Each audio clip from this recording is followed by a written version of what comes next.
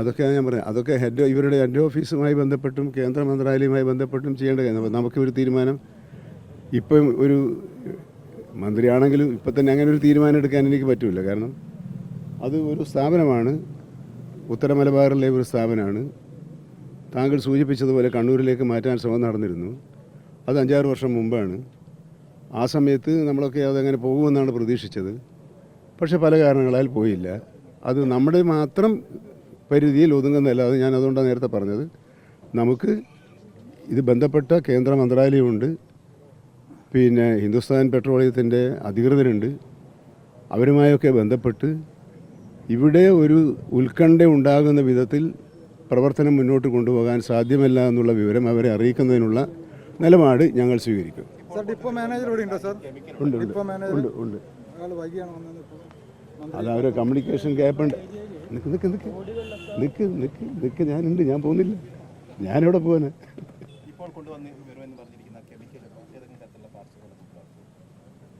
അല്ല, പക്ഷേ ഇപ്പം നമ്മൾ അത് ശാസ്ത്രജ്ഞന്മാർ അംഗീകരിച്ച ഒരു കെമിക്കലാണ്. അപ്പോൾ നമുക്ക് അതിനെപ്പറ്റി നമുക്കുള്ള പരിമിതമായ അറിവല്ലേ ഉള്ളൂ. അതുകൊണ്ട് കെമിക്കലിനെ പറ്റി നമ്മൾ ആശങ്ക ഇപ്പം പുറപ്പെടുവിക്കണ്ട.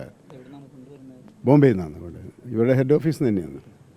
അപ്പോൾ അത് നമ്മൾ ആ കെമിക്കലാണ് ഉപയോഗിക്കേണ്ടതെന്ന് നമ്മളോട് പറഞ്ഞാൽ നമുക്ക് ആ കെമിക്കൽ നല്ലതാണെന്ന് നമുക്കറിയില്ലല്ലോ. നമ്മളാരും ശാസ്ത്രജ്ഞന്മാരല്ലല്ലോ. പക്ഷേ നമുക്കത് അനുഭവത്തിൽ ബോധ്യപ്പെടുമ്പോൾ നമുക്കത് മാറ്റേണ്ടി വരും. അത് പോരാന്ന് പറഞ്ഞാൽ അത് അതിനേക്കാൾ മെച്ചപ്പെട്ട എന്തെങ്കിലും ഉണ്ടോ എന്ന് അന്വേഷിക്കേണ്ടി വരും. ആ അന്വേഷിച്ചതിന് ശേഷം കിട്ടുന്ന അറിവ് ഇവരോട് പറഞ്ഞ് അത് ചെയ്യണം നമുക്ക് ആവശ്യപ്പെടാമല്ലോ. ഏതാണോ ഏറ്റവും ഫലപ്രദമായി പ്രവർത്തിക്കാൻ കഴിയുക അത് നടത്തണമെന്നുള്ള നിലക്കാണ് നമ്മൾ നിൽക്കുന്നത്. നിലവിലുള്ള ചോർച്ച അടച്ചിട്ടുണ്ടോ? അല്ല, ചോർച്ചയല്ല എന്നാണ് പറയുന്നത്. അപ്പോൾ ഇനി ചോർച്ച അല്ല, അത് ചോർച്ചയല്ല. അല്ല, ഇപ്പം ഞങ്ങൾക്ക് മനസ്സിലായി, പ്ലീസ്, ഞങ്ങൾക്ക് മനസ്സിലായത് നമുക്ക് തിരുത്താം.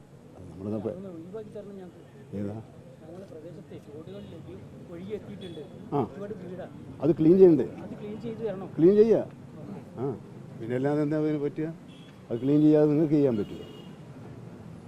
അതൊക്കെ ഇവർ ചെയ്യേണ്ടി വരും.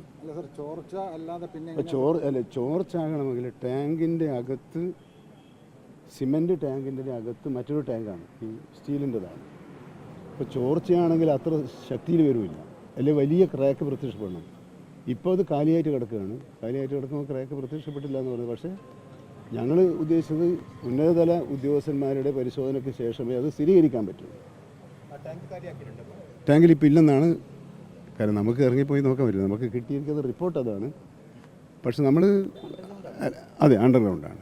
മറ്റേ നമുക്ക് എളുപ്പത്തിൽ മനസ്സിലാക്കാൻ കഴിയും. ഇത് ഈ ഓവർ ഹെഡ് ടാങ്കിൽ നിന്നും അണ്ടർഗ്രൗണ്ട് ടാങ്കിലേക്ക് പോയി അതിൽ നിന്ന് ശുദ്ധീകരിച്ച് അങ്ങനെ വരുന്ന ഒരു മെക്കാനിസം. ഇപ്പോൾ ഞങ്ങളത് പോയി കണ്ടു. അതെല്ലാം കുറേ ടെക്നിക്കാലിറ്റിയാണ്. നമ്മളെപ്പോലെ അല്ല, ഉണ്ടാകാൻ സാധ്യതയില്ല. ഉണ്ടായിരുന്നെങ്കിൽ ഇങ്ങനെയല്ല എന്നാണ് പറയുന്നത്. അതെ, അത് തന്നെയാണ്. അധികാരികൾക്ക് ഇത് എവിടുന്നാണ് വരുന്നതെന്ന് മനസ്സിലായിട്ടില്ല എന്നല്ല മനസ്സിലാക്കുന്നത്. അല്ല, അതെങ്ങനെയാണെന്ന് പറഞ്ഞാൽ ഓവർഫ്ലോ ആയിട്ട് മണ്ണിലേക്കാണല്ലോ ഇത് പോകുന്നത്. ഈ മണ്ണിലേക്ക് പോയി കഴിഞ്ഞാൽ താഴോട്ട് പോകും. എന്നിട്ട് നനവുണ്ടാകുമ്പോൾ അത് മേലോട്ട് വരുന്നൊരു പ്രക്രിയ അവർക്ക് ഉണ്ടെന്നാണ് പറയുന്നത്.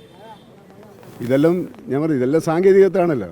സാങ്കേതിക കാര്യങ്ങളിൽ നമ്മൾ വിദഗ്ധമായി പ്രവർത്തിക്കുന്നത്. നമുക്ക് വേണ്ടത് എന്താണ്? ഇവിടെ ജനങ്ങൾക്ക് സ്വസ്ഥമായി ജീവിക്കാൻ കഴിയണം, ശുദ്ധീകരിച്ച ശുദ്ധമായ വെള്ളം കിട്ടണം, പരിസര പ്രദേശങ്ങളിൽ മലിനീകരിച്ചിട്ടുള്ള ഈ സാഹചര്യങ്ങൾ ഒഴിവാക്കണം, നല്ല നിലയിൽ ജീവിക്കാൻ കഴിയണം. അത് ഉറപ്പുവരുത്താൻ എന്താണോ ചെയ്യേണ്ടത് അത് ചെയ്യുന്നിടത്തേക്കാണ് ഞങ്ങൾ ആലോചിക്കുന്നത്.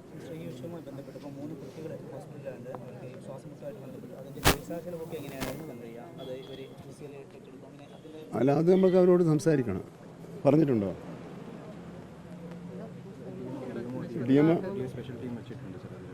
അതെ, DMO ഒരു സ്പെഷ്യൽ ടീമിനെ വെച്ചിട്ടുണ്ട്.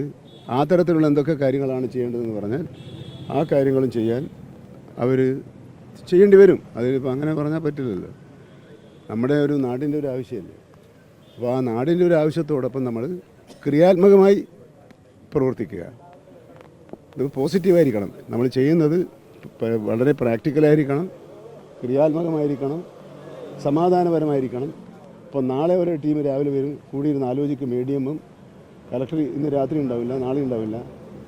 വീണ്ടും വന്ന് അവർ കൂടിയാലോചിച്ച് അപ്പോൾ അത്തരം ശ്രമങ്ങൾക്ക് ഉദ്യോഗസ്ഥ തലത്തിൽ നടക്കുന്ന ശ്രമങ്ങൾക്ക് നാട്ടുകാരുടെ എല്ലാവിധത്തിലുള്ള സഹായമാണ് ഉണ്ടാകേണ്ടത്. അങ്ങനെ സഹായിച്ചാൽ നമുക്ക് എളുപ്പത്തിൽ കാര്യങ്ങൾക്ക് പരിഹാരം ഇപ്പോൾ ഉദ്ദേശിക്കുന്നതിനേക്കാൾ വേഗത്തിൽ പരിഹാരം കാണാൻ കഴിയും. അല്ല നമുക്ക് നോക്കാം, അതാണ് അല്ല നമുക്കൊരു എക്സ്പെർട്ട് ടീമിനെ കൊണ്ടുവരാൻ പറ്റും. അതാണ് കേന്ദ്ര മന്ത്രാലയമായിട്ട് ബന്ധപ്പെട്ട് റവന്യൂ മിനിസ്റ്റർ ആണല്ലോ ഡിസാസ്റ്റർ മാനേജ്മെൻറ്റിൻ്റെ ചുമതലയുള്ള മന്ത്രി. അദ്ദേഹമായിട്ട് ഞാൻ സംസാരിച്ചിട്ടുണ്ട്. നമുക്ക് വേണ്ടി വന്നാൽ എക്സ്പേർട്സിനെ പുറത്തുനിന്ന് കൊണ്ടുവരാമെന്ന് തന്നെയാണ് ഇപ്പോൾ അദ്ദേഹം പറഞ്ഞിട്ടുള്ളത്. അപ്പോൾ നമുക്ക് ആവശ്യമാണെങ്കിൽ അത് ഉപയോഗിക്കേണ്ടി വരും. പക്ഷേ ആദ്യം തന്നെ നമ്മൾ ഇത് പറ്റൂല നമ്മൾ നിരാകരിക്കേണ്ട. നമ്മൾ പരിശോധിച്ച് പോരാ, തൃപ്തിയല്ല എന്ന് വന്നാൽ കൂടുതൽ കാര്യങ്ങൾ നമുക്ക് ചെയ്യേണ്ടി വരും.